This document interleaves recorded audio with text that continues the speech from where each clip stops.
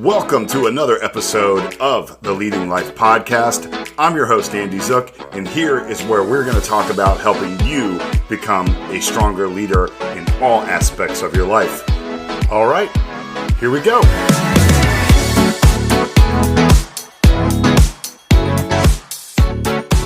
Right now on today's episode, 10 life-changing questions to ask yourself. Yes, welcome to the Leading Life Podcast, where we talk about what it takes to grow, lead, and live with purpose. I'm your host, Andy Zook, and each episode here is designed to give you simple, real-world tools to help you show up as your best self in work and in life. Because when you lead yourself well, you inspire others to do the same. And I want to give you the tools to help you be stronger at leading, the psychology behind it, and give you that leadership edge to be even more effective at whatever you do. I started this podcast because I truly care about the people that work in our businesses and the leaders who lead them. So I'm here to share what I've learned from over 30 years of leadership, coaching, mentoring, and motivating teams. My examples and lessons are from real life, from the floor, from experiences, and from personal growth myself. So let this be the platform that will challenge you so you can achieve everything you deserve in this life. And most people want a better life, but very few stop long enough to ask the right questions that will actually unlock it. You know, it's funny when you think about it because there's such a huge field of podcasts out there that cover a variety of things to listen to. And so there's so much to choose from. I mean, it's overwhelming. And I remember having a conversation with a younger person not too long ago, and I asked, hey, if you were to listen to a podcast about self-improvement or growing personally and professionally, would you be interested in listening to that? And disclaimer here, I was in no way trying to promote mine. I was just curious to what the answer would be, and it was like a flat out no. And I was like, why is that? Do you have no interest in that at all? And she goes, no, I just prefer to learn my own way through life, which, okay, that's totally cool. I get it. That's fine. But I said, if you were to connect and listen to someone who has been through a lot of experiences, would that be something that could help? And she said, I still don't think I would listen to a podcast about that. So then I asked, would you listen to a podcast about a serial killer? And she said, definitely yes. So I know when people search podcasts, this is probably not the number one thing they go for. Matter of fact, true crime is the number one sought out podcast topic, and it's about 25% of what listeners go for. So next would be like news, current affairs. Next would be entertainment, comedy, pop culture, and then business and technology. But if you found me and you, like myself, are interested in becoming the best version of yourself, leading your life and others in the best possible way, then I believe we're a good match. And it was interesting also because I had the opposite conversation with, well, it was the same conversation, but opposite, that it was someone older. And they had remarked, why would I listen to some person younger than me who thinks they're telling me how to live a good life when I know more about it than they do? And it caused me to really kind of stop and think about that for a minute. Because I truly believe that learning is an ongoing cycle. And we really take knowledge from everyone in our life. I mean, I've had people half my age come into my life and teach me lessons that have made me better as a person. And one thing I truly believe is that every day I come into work specifically, and I think of it as my first day. That's my mindset when I come into the office, and I think about being open to learning all kinds of new things because I just think it's a never-ending cycle. I think if you were to walk into work and be like, yeah, man, I know all this already, you're never really going to grow. You're never really going to get out of that box that you're in. In the same way that I start my personal life. I mean, I wake up in the morning, I get up at 6, and the first thing I think is, what am I going to learn? What am I going to dig into today that will make me stronger for tomorrow? And so it's like if I sit down to write a podcast episode, I rarely go, well, let me write about something I know, and I know this better than anybody in the world, and it will impart this an amazing amount of wisdom on the world. But no, instead, typically what I do is I think of a subject that I have had experience in, and I probably write about 25% of what I know, and then I research another 75% because I want to make sure that I'm giving you the best information. Yeah, I have my personal example in there, but how does that link to, human psychology, neurology? What are other people's experiences with this matter? Things like that. I never think I have the ultimate answer on anything, but here's a rule I live by. Some people talk about what they already know, while some people are looking to excel by seeking out information about what they don't know. So remember, self-improvement isn't about pressure on yourself. It's about clarity. It's about alignment and becoming someone you're proud of. And today we're walking through 10 powerful questions to help you grow, help you maybe reset, and then lead your life with intention. And so why am I asking these questions? Well, the most fulfilling lives are built from great self-awareness. And so I think these questions will help you reset your thinking and potentially reveal some blind spots. Because leaders don't just provide answers, they ask better questions. These 10 questions help you uncover what's holding you back, raise your standards, and reconnect with your purpose. All right, so let's dive in. If you are listening to me and you got your journal out, take notes. If you're driving or you're at the gym, cool, make some mental notes as you listen. Number one, what's the one thing I keep avoiding and what's the real reason behind it? Avoidance is often fear in disguise. Naming it is step one to breaking it. So I think no matter who we are and where we are in our lives, this question is really something powerful because it's most likely something we're avoiding that's holding us from getting to the next page, getting to the next level. It could be something like a conversation with an employee that you've been putting off, or cutting out something out of your diet that's detrimental to you losing weight and your goal of good fitness, but you just keep putting it off. Having a conversation with your spouse about financial matters as you have concerns about it. That's a difficult conversation that a lot of people put off. So I don't want you to just blurt out the first thing, but think about that carefully. Maybe journal through it and write down some different things you know that you could be possibly avoiding. Maybe the more it hurts to admit it, the more powerful the impact it is that it's having on you. So number one, what's the one thing I keep avoiding? What's the real reason behind it? All right, number two, what would the future me thank me for doing today? This one builds identity-based habits, not pressure, but purpose. So, I think this is a great question because there's a lot of times I go back, I wish I could change behaviors from my youth. There's a lot of things that I wish I could have done differently. For instance, I was completely terrible with money as a young person. And if I had just saved, let's say, $20 a week starting at 18 for my future self, I would have had $36,000 today. What if I upped it? Just mowing lawns, paperboy, flipping burgers. What if I upped it to $50 a week? That would be almost $100,000 today. So another example of this is when I meet young people coming in for contacts and glasses in my optical shop, I ultimately talk about what are their hobbies, and what comes up a lot is sports. And the thing I always say is don't ever stop playing volleyball. Don't ever stop playing baseball or running track, because your body will thank you for being in good shape and thin at 60 years old, God willing. A lot of people play sports, through high school, through college, and then they stop. And what happens to all of us, right? We put on extra weight, we put on pounds, our body's not as muscular. And so this doesn't have to be just about younger people. This can be for anybody at any station of their lives. Let's say you're 60 years old and you want to be walking and still playing pickleball at 75. You can take the steps now to get better in shape, and you will thank yourself at 75 because you're still active and in good shape. So what are some things that you can do that your future me would thank you for doing right now today? All right, number three, where in my life am I settling for just good enough?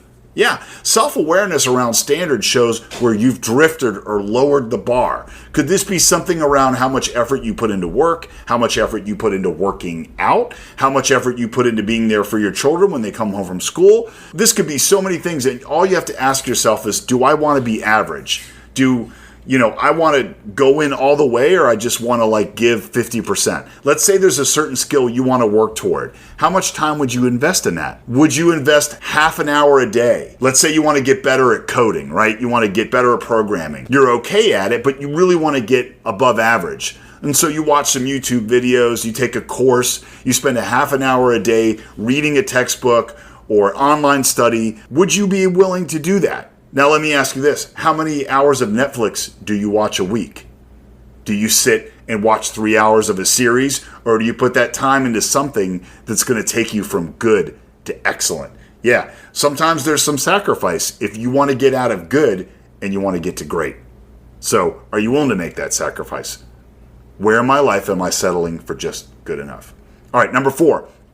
What's one belief I'm holding on to that no longer serves me? Yeah, growth requires letting go of outdated stories we tell ourselves. And man, do we tell ourselves stories. One thing I've learned over the years is that we can wrap ourselves up in like chains over beliefs about things that may not even be true or partially true. And for this one, I'll give you a personal example, and that is my family had sort of painted this story of my teenage and years and my early 20s as wild and reckless. Like Andy was wild and reckless, and to some degree, I was a little bit of that. But it also kind of made me feel like I was this like black sheep. Everybody in my family was super academic and Harvard and Georgetown and all these great universities, and I barely got through high school. I just wanted to go straight to work. I wanted to put my skills into work and learn and grow. But I also had a lot of fun on the weekends when I wasn't at work. But I remember as I got older feeling really bad for kind of getting into some of the trouble that many teenage boys get into. But I kept telling myself the story that I was like the only one that was like really, rambunctious at that age. And then I was talking to my niece one day and she's like, you know what, Uncle Andy? You talk about your teenage years in your early 20s, and it sounds like every boy I grew up with in this town, and it just took my niece to say that and completely broke those chains off me. I had been telling a false narrative to myself that I was kind of like, the wild one out there in the world, but like every other teenage boy in his early 20s was doing the same thing.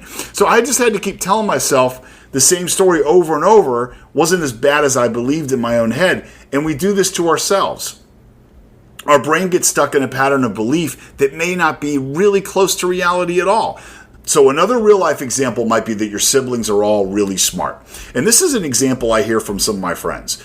And maybe sometimes your family sent you the message that you're bright, but you'll never be as bright as your older sister or something like that, right? And that belief became ingrained in your brain.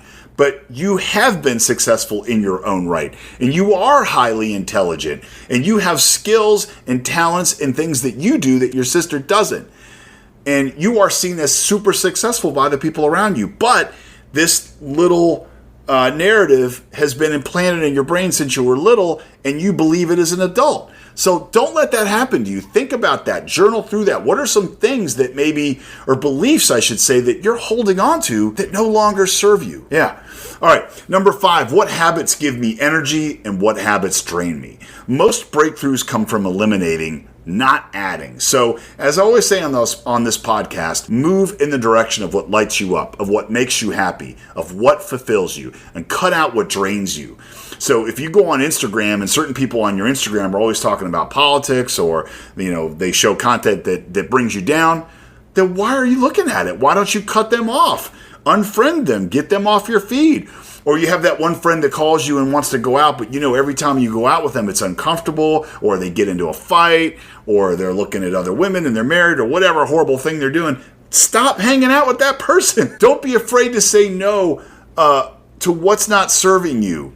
And if it's robbing you of your energy, get rid of it. I hate to say this, but sometimes it can be a family member. So if you have to limit how much time you give that person because they're robbing you of you and your good energy, you got to do it. It's just not worth it to be around people or habits that are not good for your health overall. So what habits give me energy? What habits drain me? All right, number 6, who are the 5 people influencing me the most? And are they lifting or lowering me? Yeah, so think about your circle of friends and how they shape your mindset and motivation. So I have been fortunate, I would say, in the past couple of years to really weed through exactly who is best in my inner circle of contact. And over the years, I've been able to put together a tighter group of people that are working to be successful, but in the process are pushing for my success at the same time. And that's just beautiful. That's what you're looking for. And it could be something as small as I remember earlier this year, me and a couple coworkers that I'm tight with went out for dinner in January. And so I was doing dry January, I should say. And so I don't drink for the entire month of January to cut back on alcohol. So we went to dinner and I ordered iced tea and they ordered iced tea. And so everybody supported me on dry January. That's the kind of group of friends you want that are going to be there supporting you. I mean, they didn't have to do that, but it was sort of a really good sign of camaraderie to say, okay, man, hey, we're with you on this. Like, yeah, we could all do better. we'll do that too. Don't forget, we are the sum of five people. We are the sum of the five people that we hang out the most. So if you've got friends that are into investing, stock trading, health and fitness, being the best possible partners for the spouses, living a good life, seeking travel and adventure, that's a really good group to be part of, I would say, right? The opposite might be a group that wants to go out, get drunk, talk trash about their spouses, complain about work. It's like a friend of mine says, you're either hanging around people that are problems people or solutions people. It's your choice. So again, number 6, who are the 5 people influencing me the most, and are they lifting or lowering me? Okay, number 7, what emotion do I feel the most lately, and what is it trying to teach me? Emotions really should be perceived as data. They reveal unmet needs or misaligned priorities. So let me ask you, do you feel peaceful? Do you feel happy? Or do you feel extreme highs and lows in your life? Have you ever thought about that and why? Your brain relaxes when you identify with what you feel. Is it frustration, fear, disappointment, overwhelm, excitement? If you can name it, you can navigate it. Notice where it shows up in your body. Emotions are physical before they're mental. So your body is the dashboard. Learn what each signal means. Emotions aren't enemies. They're information. They're alerts. They're messengers. Anxiety may say, hey, you really care about this. Or anger may say, a boundary was crossed for you. Sadness might say, man, something really mattered to you. Stress might say, hey, you're overloaded right now. And joy might say, hey, this aligns with you. So clue in to your emotions. Write them down. What are you feeling lately?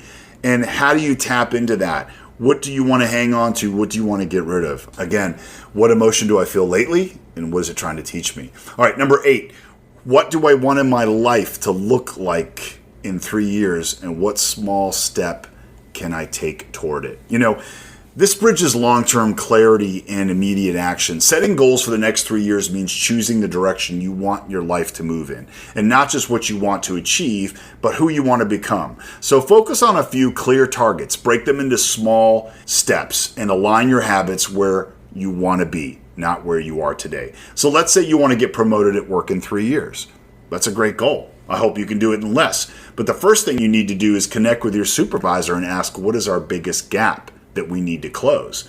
Or what can I help the most with? What does our business need the most assistance or has the greatest deficiency that I can help raise, right?